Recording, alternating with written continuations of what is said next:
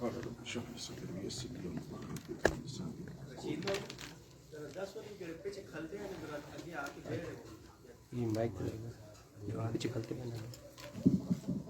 جو پنڈال کے بیک پہ کچھ احباب کھڑے ہیں ان سے گزارش ہے کہ کائنڈلی آپ پنڈال کے اندر تشریف لیں. صاحبزادہ صاحب کا خطاب سٹارٹ ہونے لگا ہے اور باقی احباب سے گزارش ہے کہ آگے آگے تشریف کے پیچھے سے آنے والے احباب کو جگہ مل سکے. آگے آگے تشریف لیں. رب اشرح لي صدري ويسر لي امري واحلل عقدة من لساني يفقهوا قولي. الحمد لله الذي بيده تسريف الاحوال وتخفيف الاسقال والصلاة والسلام على سيد الهادين الى محاسن الافعال وعلى آله وصحبه المضارعين له في الصفات والاعمال. اما بعد فاعوذ بالله من الشيطان الرجيم. بسم الله الرحمن الرحيم. قال الله تبارك وتعالى في القرآن المجيد والفرقان الحميد قل لا أسألكم عليه أجرا إلا المودة في القربى صدق الله مولانا العظيم.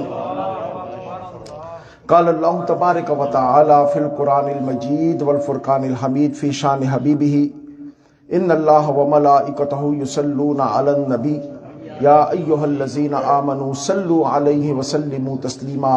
اللهم صل على سيدنا ومولانا محمد وعلى آل سيدنا ومولانا محمد وأصحاب سيدنا ومولانا محمد وأزواج سيدنا ومولانا محمد وأولاد سيدنا ومولانا محمد وبارك وسلم وصل عليه.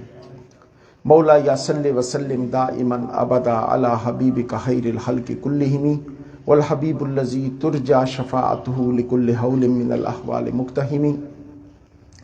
حمد و صلات کے بعد قابل صد عزت و احترام سامعین کرام، بالخصوص سٹیج پر جلوہ افروز حضرت علامہ مولانا مفتی محمد عثمان صاحب، حضرت علامہ مولانا حافظ محمد وسیم صاحب، حضرت علامہ مولانا قاری محمد زبیر صاحب اور مقتدر جتنے بھی علماء کرام سٹیج پر جلوہ افروز ہیں، بالخصوص تحریک منہاج القرآن تحصیل ہزروں کی ایگزیکٹو باڈی چیچیاں یونٹ اور بالخصوص غلام مرتضیٰ قادری صاحب صدر تحریک منہاج القرآن ڈسٹرکٹ اٹک اور MSN کی ہماری ٹیم. آج کی یہ باوقار محفل مقدس ہمارے بہت ہی پیارے بھائی حافظ محمد ارسلان صاحب نے مصلی پہ کھڑے ہو کے مکمل قرآن کریم سنایا اور ان کی سماعت فرمائی. ملک محمد انصار صاحب کے صاحبزادے نے پیچھے کھڑے ہو کے پورا قرآن کریم سماعت فرمایا. یہ سب لوگ صدہا مبارکباد کے لائق اور مستحق ہیں کہ جن کی نسبتیں قرآن سے اس طرح جڑی ہوئی ہیں. چونکہ آج کا جو مبارک رات ہے 16ویں رات ہے اور 16ویں رات کو ایک خصوصیت حاصل ہے کہ وہ سیدنا امام حسن المجتبی رضی اللہ تعالی عنہ کا یوم ولادت ہے. اور رمضان کریم کو ویسے بھی آل بیت سے بہت ساری نسبتیں حاصل ہوتی ہیں کہ 3 رمضان سیدہ فاطمہ الزہرا سلام اللہ علیہ کا یوم وصال ہے، 10 رمضان سیدہ خدیجۃ الکبریٰ سلام اللہ علیہ کا یوم وصال ہے، اسی طرح 16 رمضان امام حسن المجتبی کی یوم ولادت ہے، 21 رمضان سیدنا مولا علی کرم اللہ وجہ کا یوم شہادت ہے. تو یہ سب نسبتیں رمضان کو آل بیت کے ساتھ جو نسبتیں حاصل ہیں، اور اسی طرح جو ختم قرآن پاک کی محفل ہے، اس قرآن اور آل بیت کو اس طرح میرے مصطفیٰ نے ساتھ ملا دیا ہے کہ قیامت تک کے لیے قرآن کو آل بیت سے کوئی جدا نہیں کر سکتا. میرے مصطفیٰ کریم علیہ السلام نے ان کا رشتہ اتنا مضبوط بنا دیا، اس تعلق کو اتنا مضبوط بنا دیا کہ کائنات میں کسی کی مجال نہیں کہ اس تعلق کو توڑ سکے.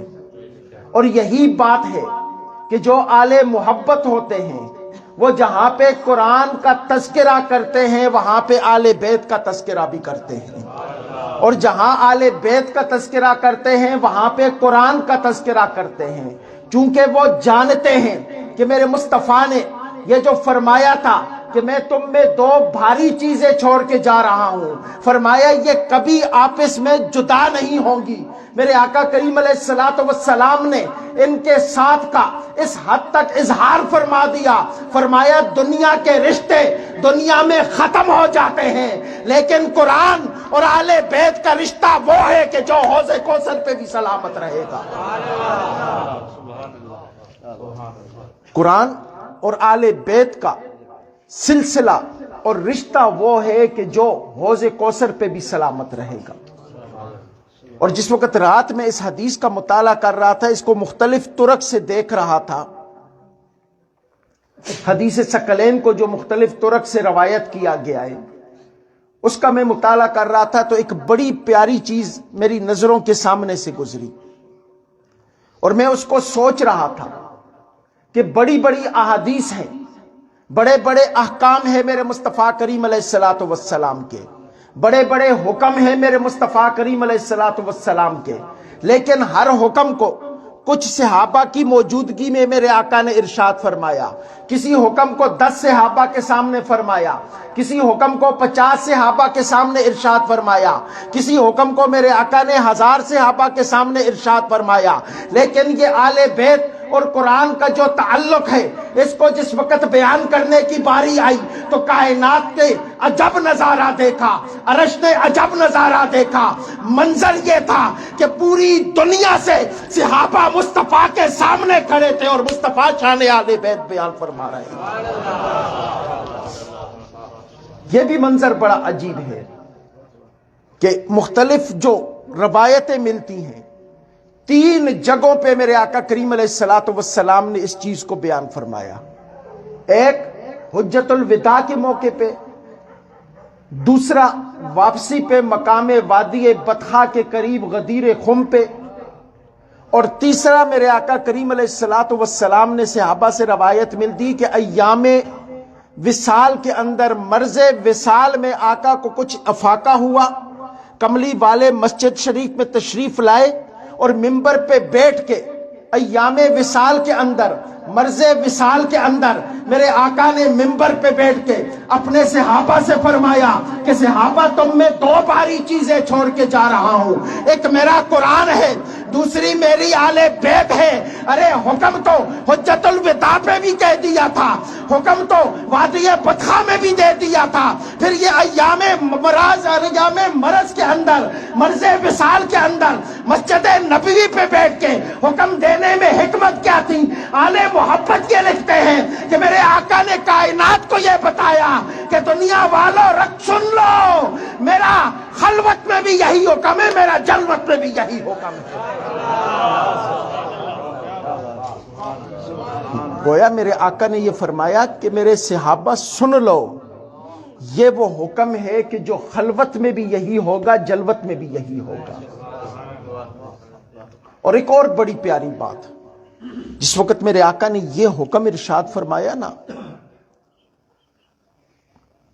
حجت الوداع کے موقع پہ 1.25 لاکھ صحابہ میرے سامنے پہ آقا کے سامنے موجود تھے، اور پھر جس وقت غدیر خم پہ میرے آقا نے یہ حکم ارشاد، چونکہ زیادہ احادیث غدیر خم کی ملتی ہیں، لیکن اس کے طرق کا اگر مطالعہ کیا جائے تو خطبہ حجت الوداع کی بھی روایات ملتی ہیں اور مسجد نبوی شریف کی بھی، یہ دونوں روایات ان میں ملتی ہیں جو مختلف کتابوں میں درج ہیں، اور حضور شیخ الاسلام نے حدیث ثقلین پہ پوری ایک مکمل بحث کی ہے اور اس کے تمام طرق حضور شیخ الاسلام نے بیان فرمائے ہیں۔ اب ذرا توجہ چاہتا ہوں، بات کو سمجھنے والی ہے۔ ارے جس وقت جتنے بھی حکم ملے، شاہدین کی تعداد محسوس تھی، لیکن جس وقت عزت و شان و توقیر آل بیت کی باری آئی، جس وقت محبت آل بیت کی باری آئی، جس وقت نسبت آل بیت کی باری آئی، تو اس وقت کیفیت کیا تھی کہ مصطفیٰ کا ہر غلام مصطفیٰ کی نظروں کے سامنے تھا۔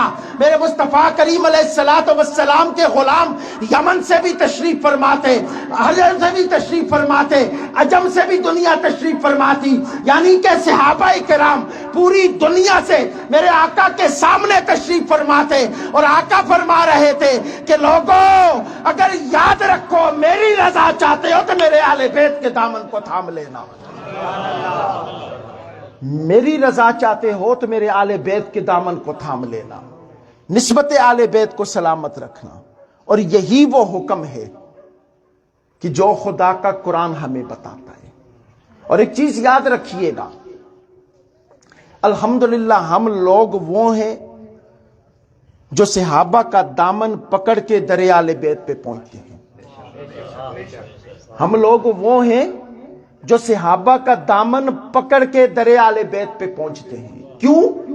کہ ہمیں اگر شان و عزت و توقیر آل بیت ملی ہے تو صحابہ نے بتائی ہے کہ مصطفیٰ نے اس طرح کیا ہے۔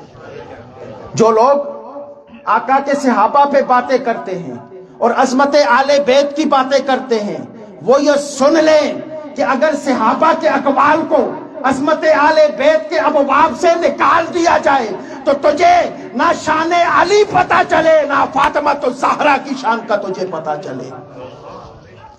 ہمیں جو بھی روایتیں ملی ہیں صحابہ کے وسیلے سے ملی اور صحابہ نے ہمیں کر کے بتایا ہے۔ چونکہ اس پہ اگر بات ٹائم ہوا تو میں آگے تھوڑی سی بات کروں گا، لیکن آج میں کوشش یہ کروں گا کہ آیات قرآنیہ سے صرف آیات قرآنیہ سے عظمت و شان آل بیت کو بیان کروں، صرف آیات قرآنیہ سے، تاکہ ہمیں پتہ چلے۔ ہمیں تو صرف ایک دو چیزیں آیات جو بالکل ظاہر حکم پہ محمول ہے نا، وہی ہمارے سامنے بیان کی جاتی ہیں اور وہی ہم پڑھتے ہیں، لیکن اگر عزت و عظمت و شان آل بیت کو دیکھنا ہونا تو محبت والے مفسرین کو پڑھو، آپ کو پتہ چلے گا کہ کن کن آیات میں خدا نے نسبت اہل بیت کو بیان کیا ہے۔ اور میں نے جس آیت کریمہ کو موضوع سخن بنایا، اس میں تو رب کائنات نے بڑا واضح حکم فرما دیا نا کہ قُل لَا أَسْأَلُكُمْ عَلَيْهِ أَجْرًا إِلَّا الْمَوَدَّةَ فِي الْقُرْبَى، کہ محبوب فرما دیجئے میں تم سے کسی چیز پہ کوئی اجر طلب نہیں کرتا۔ اب ذرا تصور میں لائیے، چشم تصور میں سوچئے کہ آقا نے کس چیز پہ ہم سے اجر طلب نہیں کیا۔ ہر انسان مطلقاً اپنی ذات کو سامنے رکھ کے سوچے کہ میری ذات پہ میرے مصطفیٰ کا کیا کیا احسان ہے۔ کسی کتاب کے سائے میں نہ جائیے، کسی روایت کو نہ پڑھیے، صرف اپنی ذات کو سامنے رکھ کے سوچئے کہ میری ذات پہ میرے مصطفیٰ کا کیا کیا احسان ہے۔ اگر ہم اپنی ذات کو سامنے رکھ کے سوچیں تو ہر فرد کی ذات پہ مصطفیٰ کا احسان یہ ہے کہ تو کچھ بھی نہیں تھا، تجھے وجود ملا تو مصطفیٰ کے تصدق سے ملا۔ تو کچھ بھی نہیں تھا، تجھے حیات ملی تو مصطفیٰ کے تصدق سے ملی۔ تو کچھ بھی نہیں تھا، تجھے ذات ملی تو مصطفیٰ کے تصدق سے ملی۔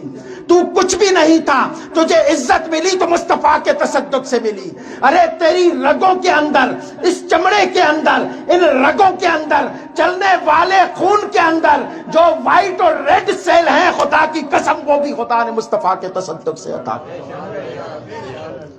ہماری سانس میرے مصطفیٰ کے تصدق سے چل رہی ہے۔ ہم جو کھانا کھاتے ہیں وہ اپنے نظام کی طرف مصطفیٰ کے تصدق سے جا رہا ہے۔ صرف اپنے وجود پہ خیال کیجئے، اگر رسول اللہ کا تصدق نہ ہوتا، خدا مجھے یہ وجود ہی عطا نہ کرتا، اس وجود کا نظام عطا نہ کرتا، اس نظام کے اندر، اس وجود کے اندر قدم قدم پہ صدقہ آمنہ کے در یتیم کا خدا نے عطا کیا ہوا۔ نعرہ تکبیر، نعرہ رسالت، نعرہ حیدری۔ اس وجود کے اندر نا اگر خود اپنے وجود پہ غور کریے، کائنات کو چھوڑیے، میرا وجود بذات خود ایک پوری کائنات ہے۔ میرے وجود کے اندر خدا نے پوری کائنات سمو رکھی ہے۔ لاکھوں کروڑوں سیل کا مجموعہ ہے میرا وجود، لاکھوں کروڑوں اربوں ذرات کا مجموعہ ہے میرا وجود۔ اور خدا کی قسم ذرا تصور میں لائیے، یہ ذرات اگر بکھر جائیں، یہ سیل اگر بکھر جائیں تو پھر کیا ہوگا؟ میرا وجود نہیں رہے گا، میرا جسم نہیں رہے گا۔ اس رب کائنات کا کتنا کرم ہے اس رب کائنات کا کتنا احسان ہے کہ وجود مصطفیٰ کے تصدق سے، ذات مصطفیٰ کے تصدق سے اس نے مختلف سیل کو جوڑ کے میرے وجود کو وجود عطا کیا ہے، میری جان کو وجود عطا کیا ہے۔ یہ سب کچھ نسبت مصطفیٰ کا تصدق ہے۔ اور کملی والا چاہتا کیا ہے کہ ہر انسان، میرے ہر امتی، اگر تو اپنی ذات پہ غور کر لے تو میرے احسانات کا پتہ چلے گا، اور اس ہر احسان کے بدلے میں تجھ سے کچھ نہیں چاہتا، فقط حسن و حسین کی محبت چاہتا ہوں۔ اس ہر احسان کے بدلے میں، ہر احسان کے بدلے میں کچھ بھی نہیں چاہتا الا المودۃ فی القربا۔ ہاں، وہ جن کو چادر میں لیا تھا نا، میری فاطمہ سے پیار کرنا، میرے علی سے پیار کرنا، میرے حسن سے پیار کرنا، میرے حسین سے پیار کرنا۔ فرمایا میں کچھ بھی نہیں مانگتا، کسی چیز کا طلبگار نہیں ہوں، کسی چیز کو نہیں مانگتا تم سے۔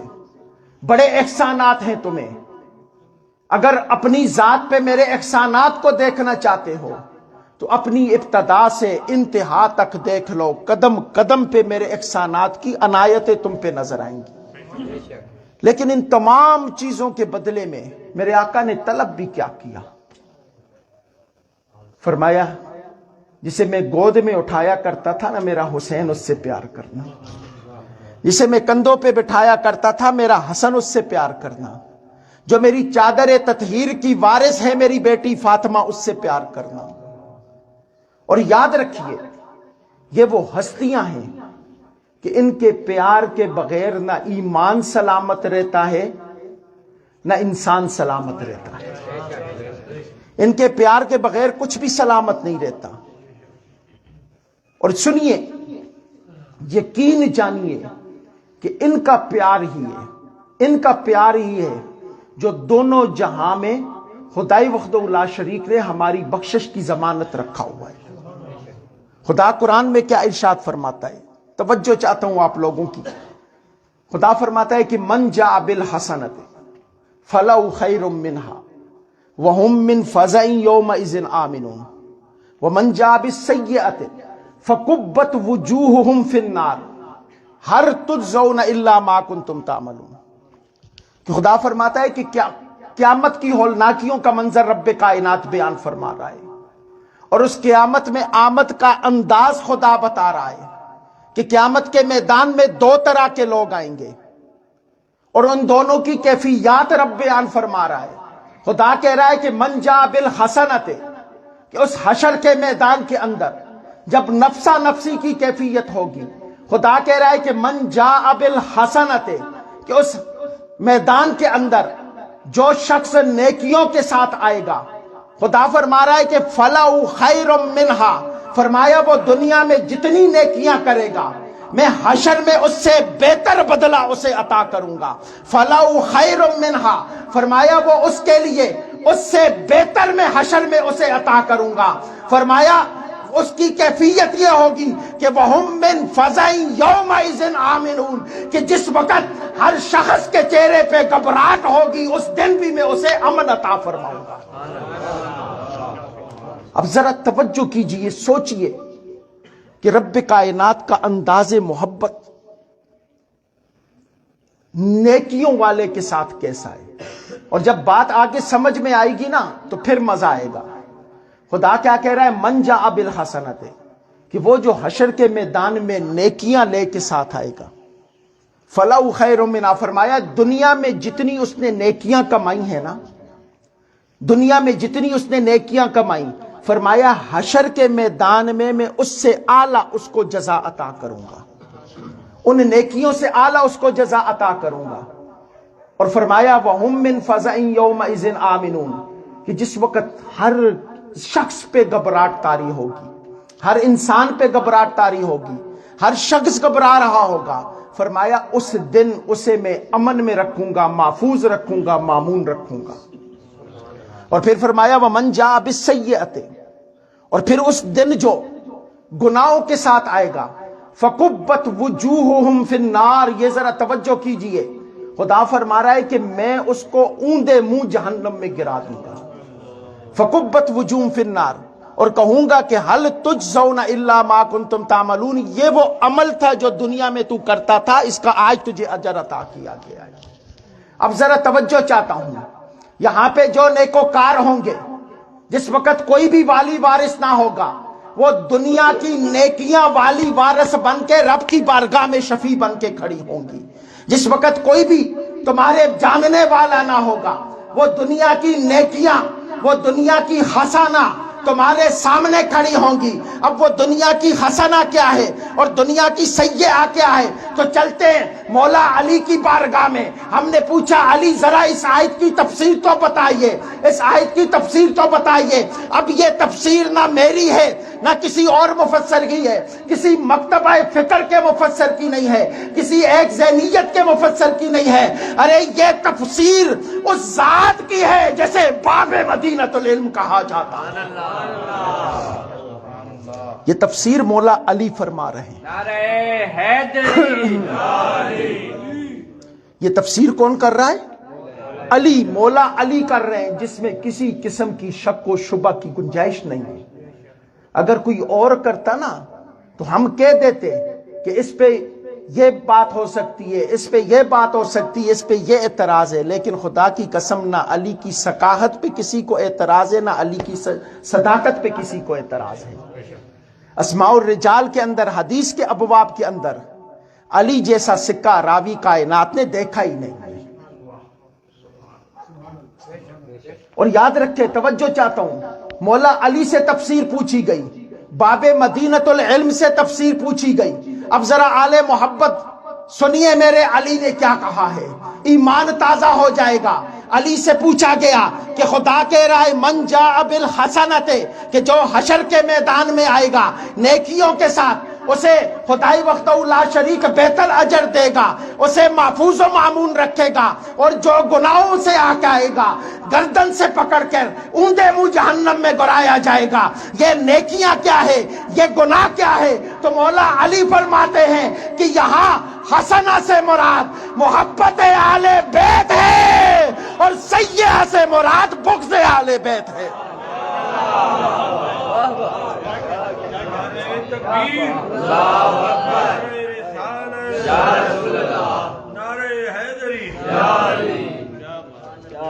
مولا علی فرما رہے ہیں، آپ فرما رہے ہیں من جاء بالحسنہ، کہ جو حشر کے میدان میں محبت آل بیت لے کے آئے گا، دنیا میں آل بیت کی محبت رکھے گا، نسبت آل بیت رکھے گا، تعلق آل بیت رکھے گا. میرے مولا علی کے الفاظ یہ ہیں، مولا علی کے الفاظ یہ ہیں، تفسیر کے اندر نقل اس طرح ہے کہ فرمایا جو ہم آل بیت کے ساتھ پیار کرے گا. علی نے کیا کہا کہ جو ہم آل بیت سے پیار کرے گا. خدا نے کیا کہا ہے کہ یہاں پہ وہ حسنہ لے کے آئے گا، اور جو ہم آل بیت کو بغض کو رکھے گا خدا گندم سے پکڑ کے جہنم میں ڈال دے گا. یہ نسبت آل بیت ہے اور یہ محبت آل بیت ہے. اور یہ تفسیر مولا علی کی ہے. اب ذرا آگے چلتے ہیں ایک اور تفسیر کی طرف. خدا فرماتا ہے وَاعْتَصِمُوا بِحَبْلِ اللَّهِ جَمِيعًا وَلَا تَفَرَّقُوا، کہ اللہ کی رسی کو مضبوطی سے پکڑو اور تفرقے میں نہ پڑو. یہ تفرقہ کیا ہے؟ سب سے پہلے یہ سنیے گا، تفرقہ کیا ہے؟ تفرقہ وہ ہے جس نے پوری امت کو تقسیم کر دیا ہے. تفرقہ وہ ہے جس نے پوری امت کو تقسیم کر دیا ہے، جس نے کسی کو وہابی بنا دیا ہے، کسی کو سنی بنا دیا ہے، کسی کو شیعہ بنا دیا ہے، کسی کو اہل حدیث بنا دیا ہے، کسی کو رافضی بنا دیا ہے، کسی کو خارجی بنا دیا ہے. اس تفرقے نے امت کا شیرازہ بکھیر دیا ہے. اس تفرقے نے کیا کیا؟ امت کا شیرازہ بکھیر دیا. لیکن خدا کی قسم اس تفرقے کو مٹانے کا طریقہ خدا نے پہلی قرآن میں بتا دیا تھا. اس تفرقے کو، اس فرقہ بندی کو ختم کرنے کا طریقہ رب نے 1400 سال پہلے امت مصطفیٰ کو بتا دیا. لیکن ہماری کیفیت کیا ہے؟ کہ ہم قرآن مسلوں پہ کھڑے ہو کے تو پڑھتے ہیں، کبھی قرآن کا مطالعہ صحیح طریقے سے نہیں کیا ہے۔ ہم نے قرآن کو فقط اس لیے رکھا ہوا ہے کہ سال بعد اسے مسلے پہ کھڑے ہو کے سن لیں گے، مسجد میں جا کے سن لیں گے، سال کے بعد صبح اٹھ کے قرآن کو تہجد کے ٹائم روزے سے پہلے پڑھ لیں گے، یا نماز کے بعد رمضان میں پڑھ لیں گے، کوئی مر گیا تو پڑھ لیں گے، شادی ہوئی تو سر پہ رکھ لیں گے۔ صرف ہمارا قرآن سے تعلق کتنا رہ گیا ہے؟ نہیں نہیں، ارے خدا کی قسم، یہ قرآن تو وہ قرآن ہے، اگر اس سے جڑ جاؤ گے کائنات ہر راز کھول کے تمہارے قدموں میں رکھ دے گی۔ آج ہمارا المیہ یہی ہے کہ ہم قرآن سے جڑے ہوئے نہیں ہیں، اور منہاج القرآن یہی پیغام دیتی ہے کہ آؤ قرآن سے جڑو، آؤ قرآن سے جڑو۔ اور میرا جس جگہ سے تعلق ہے، میرے جد اعلیٰ حضور قبلہ عالم قبلہ بابا جی صاحب رحمۃ اللہ تعالی علیہ کی پوری حیات قرآن سے جڑ کے گزری ہے، پوری حیات قرآن سے جڑ کے گزری ہے، اور ہم انہی لوگوں کو پسند کرتے ہیں کہ جو خود قرآن سے جڑے ہوئے ہیں، چونکہ ہمیں صاحب قرآن کی نسبت گٹی میں ملی ہے، ہمیں قرآن کی نسبت گٹی میں ملی ہے، ہمیں قرآن سے تعلق گٹی میں ملا ہے۔ جب سے آنکھیں کھولی ہیں، اپنے گھروں کے اندر اپنے آبا کو مسلوں پہ کھڑے ہو کے 10 سپارے قرآن سناتے ہوئے دیتا ہے۔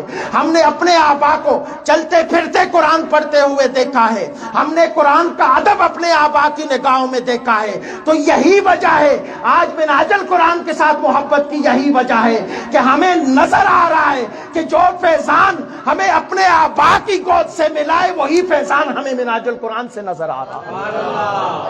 نعرہ تکبیر، نعرہ رسالت، نعرہ حیدری، نعرہ رحمت شریف۔ یاد رکھیں، قرآن سے جڑو۔ کیوں؟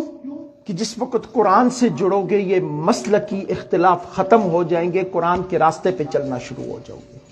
اور الحمدللہ ہم اہل سنت کا جو عقیدہ اور نظریہ ہے نا، یہ قرآن کے عین مطابق ہے۔ ہم تو قرآن پہ چل رہے ہیں۔ تفرقہ تبھی پڑا ہے جب لوگوں نے قرآن کو سمجھنے میں غلطی کی ہے، اور سمجھنے میں غلطی کیوں کی ہے یہ بھی بات سن لیجئے۔ سمجھنے میں غلطی کیوں کی ہے، اگلی جو میں 2 روایتیں بیان کرنے لگا ہوں اس سے پتہ چل جائے گا۔ اس وجہ سے کہ ہاتھ سے دامن آل بیت کو چھوڑ دیا۔ سمجھنے میں غلطی تب ہوئی ہے جب ہاتھ سے دامن آل بیت چھوٹ گیا، پھر قرآن سمجھ میں نہیں آیا۔ فرمایا امام جعفر صادق سے، وہ امام جعفر صادق کون ہیں؟ یہ امام باقر کے بیٹے ہیں۔ امام باقر کون ہیں؟ امام زین العابدین کے بیٹے ہیں۔ امام زین العابدین کون ہیں؟ امام حسین کے بیٹے ہیں۔ امام حسین کون ہیں؟ مولا علی کے بیٹے ہیں۔ یہ ہم اہل سنت کے 12 امام ہیں، اور یہ بھی ہمارا المیہ ہے کہ ہم نے ان کو اٹھا کے اہل تشیع کے کھاتے میں ڈال دیا ہے۔ یہ ہمارا المیہ ہے، بہت بڑا المیہ ہے کہ ہم نے ان کو اٹھا کے اہل تشیع کے کھاتے میں ڈال دیا ہے۔ ہم کہتے ہیں کہ شاید شیعہ اس کا ذکر کرتے ہیں تو یہ ان کے ہیں، حالانکہ خدا کی قسم ان کا کچھ بھی نہیں ہے، سب کچھ خدا نے ہمیں عطا کر رکھا ہے۔ ان کا کیا ہے؟ وہ تو بے ادب لوگ ہیں، وہ تو سرکار کی صحابہ کے گستاخ ہیں، وہ تو سرکار کے صحابہ کی گستاخیاں کرنے والے ہیں۔ ان کا کیا ہے؟ تھا تو سب کچھ ہمارا، ہم نے اٹھا کے ان کی گود میں رکھ دیا۔ یہ جو 12 امام ہیں نا آل بیت کے، ہم میں سے تو اکثر لوگوں کو ان کے نام نہیں پتا، کہ سب سے پہلے مولا علی کرم اللہ وجہ، اس کے بعد امام حسن المجتبی جن کا آج دن مبارک ہے، اس کے بعد امام حسین رضی اللہ تعالیٰ عنہ، اس کے بعد امام زین العابدین، اس کے بعد امام محمد باقر، اس کے بعد امام جعفر صادق، اس کے بعد امام موسیٰ کاظم، اس کے بعد امام علی رضا، اس کے بعد امام تقی، اس کے بعد امام نقی، اور اس کے بعد امام حسن عسکری، اور سب سے آخر میں امام مہدی تشریف لائیں گے۔ یہ 11 امام پہلے گزر چکے اور امام مہدی 12 میں تشریف لائیں گے۔ تو چونکہ ہم نے، اب ذرا میں جو بات کرنے لگا ہوں نا یہ سمجھیے گا، یہ آل بیت کے جو امام تھے نا، خدا کی قسم آج اگر ہم تک یہ پوری حدیث اور فقہ پہنچائے تو یہ آل بیت کے نالین کا تصدق ہے۔ میں آگے صرف 2-3 چیزیں کر کے بات کو ختم کروں گا، لیکن بات سمجھنے والی ہے کہ ہم جو آج حنفی ہیں نا، یہ حنفی بھی اس وجہ سے کہ یہ فیضان در آل بیت سے چلا ہے. ہم حنفی بھی اس وجہ سے کہ یہ فیضان در آل بیت سے چلا ہے. اب ذرا توجہ چاہتا ہوں آپ لوگوں سے. امام جعفر صادق سے کسی نے پوچھا کہ حضور واعتصموا بحبل اللہ، اس حبل اللہ سے مراد کیا ہے؟ اس اللہ کی رسی سے مراد کیا ہے؟ یہ خدا نے اللہ کی رسی قرآن میں اس کسے کہا ہے؟ تو امام جعفر صادق نے بیان فرمایا، آپ فرماتے ہیں کہ واعتصموا بحبل اللہ سے مراد یہ ہے کہ لوگوں آل بیت کے دامن کو پکڑ لو. فرمایا یہاں سے حبل اللہ سے مراد ہم آل بیت ہیں جس کا ذکر خدا نے قرآن میں فرمایا. فرمایا حبل اللہ سے مراد ہم آل بیت ہیں. اور مسند فردوس کے اندر یہ روایت نقل ہے، مسند فردوس کے اندر یہ روایت نقل ہے کہ میرے آقا فرماتے ہیں کہ لوگ اگر علی کی محبت پہ جمع ہو جاتے خدا جہنمی پیدا نہ کرتا. یہ مسند فردوس کے اندر روایت نقل ہے کہ لوگ اگر علی کی محبت پہ جمع ہو جاتے تو رب جہنمی پیدا نہ کرتا. وہ علی کی محبت، یاد رکھیں محبت مصطفیٰ کا دعویٰ تو ہر کوئی کرتا ہے، شیعہ بھی کرتا ہے، سنی بھی کرتا ہے، دیوبندی بھی کرتا ہے، وہابی بھی کرتا ہے، اہل حدیث بھی کرتا ہے. بات علی پہ آ کے بگڑتی ہے، بات علی پہ آ کے بگڑتی ہے، بات آل بیت پہ آ کے بگڑتی ہے، بات آل بیت پہ. اور فرمایا واعتصموا بحبل اللہ ہے کہ اللہ کی رسی کو مضبوطی سے پکڑو، ولا تفرقوا، اور تفرقے میں نہ پڑو. اب ذرا بات کو کھول کے کرنے لگا ہوں، بات سمجھیے گا. فرمایا ہاں آل بیت کے دامن کو پکڑ لو، آل بیت کے دامن کو پکڑ لو اور تفرقے میں نہ پڑو. مطلب یہ کہ ان کی محبت میں تفرقے میں نہ پڑو. اگر امت یہ چاہتی ہے کہ قیامت تک کے لیے ایک جان ہو کے رہے، اگر امت یہ چاہتی ہے کہ قیامت تک کے لیے اتحاد امت قائم رہے، اتحاد امت قائم رہے، امت ایک ساتھ ملی رہے، تو راستہ یہ ہے کہ آل بیت کے دامن کو پکڑ لو، کبھی بھی علیحدہ نہ ہو سکو گے. آل بیت کے دامن کو پکڑ لو، کبھی آپس میں جدا نہیں ہوگے. اور ہماری جدائی کا مین وجہ یہی ہے کہ ہم نے در آل بیت کو چھوڑ دیا. ہماری جدائی کی مین وجہ یہی ہے.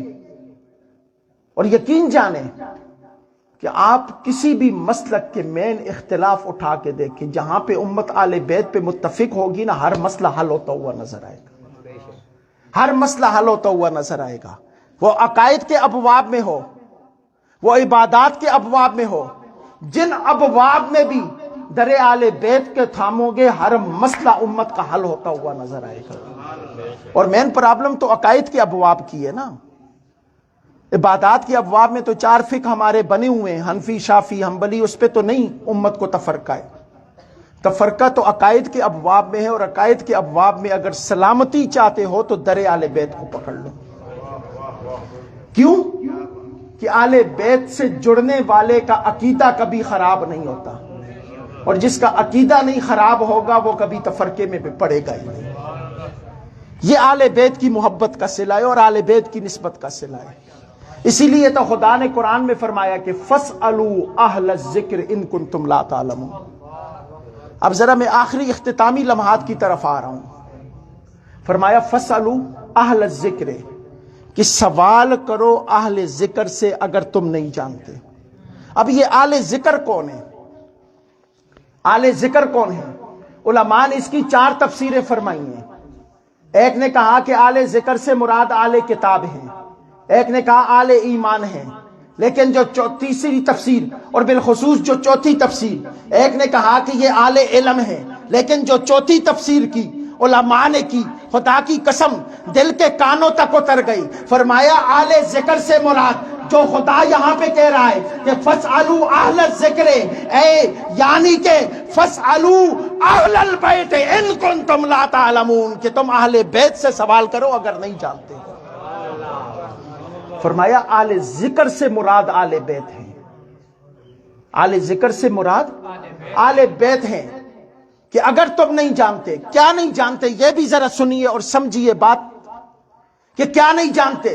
خدا نے کسی علم کو محسوس نہیں کیا کہ یہ علم نہیں جانتے یا یہ علم نہیں جانتے. فرمایا مطلقاً جو بھی پوچھنا ہو آلے بیت کے دامن میں آ جاؤ، کائنات کے ہر علم کا خزانہ تمہیں آلے بیت کے قدموں سے ملے گا۔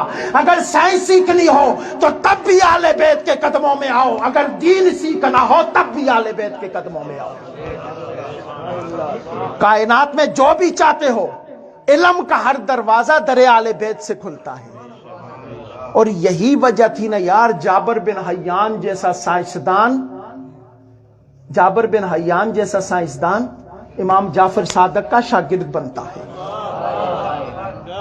جابر بن حیان جیسا سائنسدان کہ جس کی آج تک سائنس کے اندر مثالیں دی جاتی ہیں، اور وہ جس وقت علم سائنس سیکھنے کے لیے آتا ہے، کیمیا سیکھنے کے لیے آتا ہے، تو اسے کائنات میں اور در کوئی نہیں ملتا، وہ آ کے امام جعفر صادق کے قدموں میں بیٹھتا ہے۔ سائنس آج تک اسے یاد رکھتی ہوئی نظر آتی ہے، سائنس آج تک اسے یاد رکھتی ہوئی نظر آتی ہے۔ کیوں؟ فَاسْأَلُوا أَهْلَ الذِّكْرِ إِن كُنتُمْ لَا تَعْلَمُونَ، کہ آل بیت سے سوال کرو۔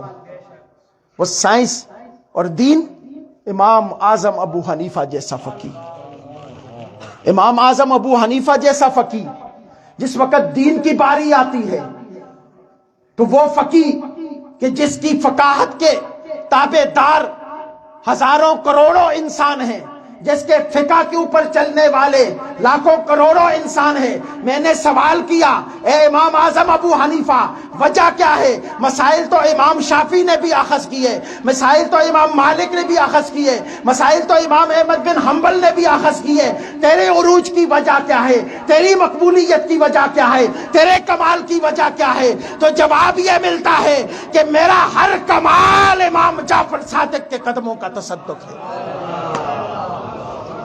میرا ہر کمال امام جعفر صادق کے قدموں کا تصدق ہے، ان کے قدموں سے جڑا ہوں تو خدا نے یہ کمال عطا فرمایا۔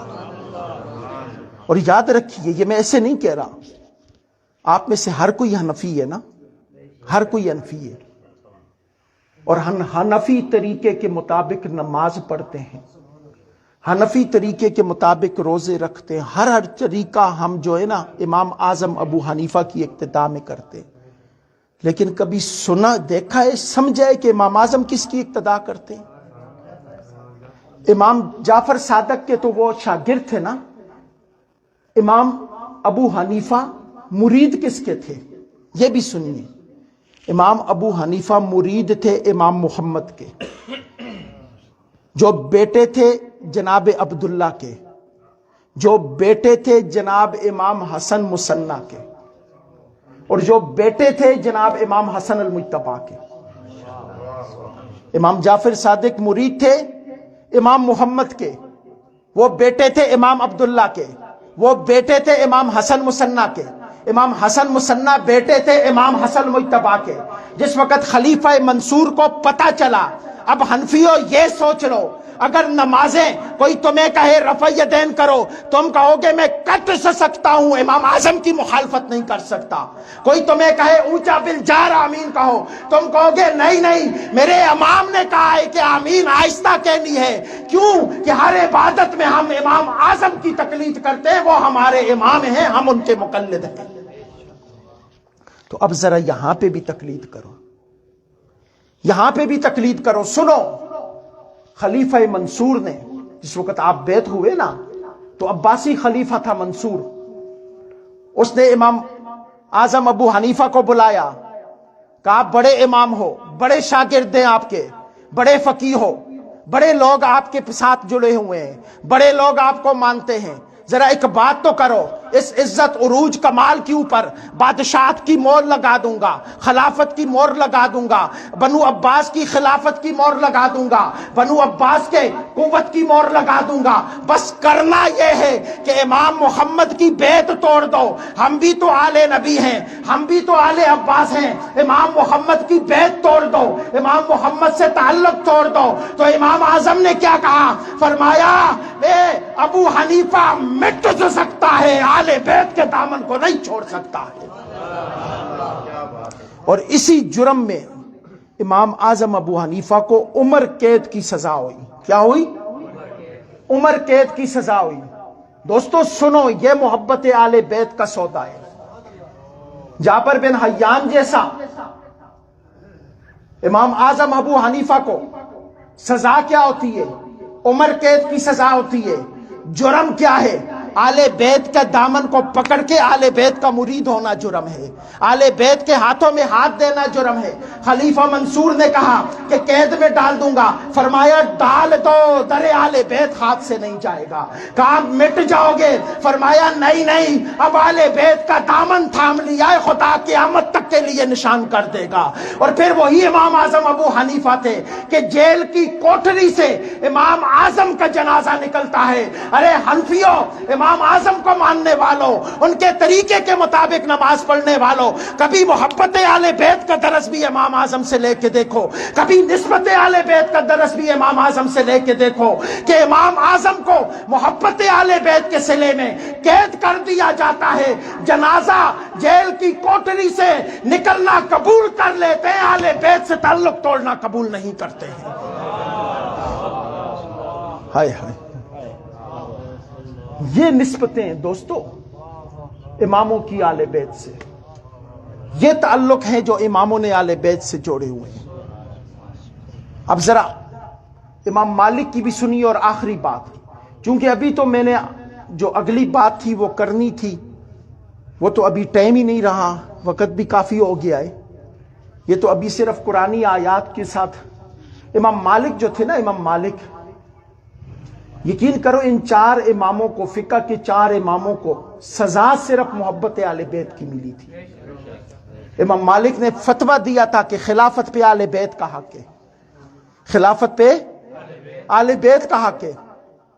تو جو مدینے کا گورنر تھا، عباسی گورنر تھا، جعفر بن سلیمان، اس نے امام مالک کو بلایا، مدینے کے شہر کے اندر لوگوں کے سامنے امام مالک پہ کوڑے برسائے گئے، امام مالک پہ کوڑے برسائے گئے، جسے آج ہم بڑے شوق سے کہتے ہیں نا، بڑے ادب سے نام لیتے، امام مالک نے یہ کہا۔ کبھی یہ بھی سنا ہے کہ امام مالک کے ساتھ ہوا کیا تھا نسبت آل بیت کی وجہ سے؟ یہ تعلق رکھو، اور وہ تعلق اتنا مضبوط تھا کہ صدیوں بعد بھی آج لوگ امام مالک کا نام ادب سے لے رہے ہیں۔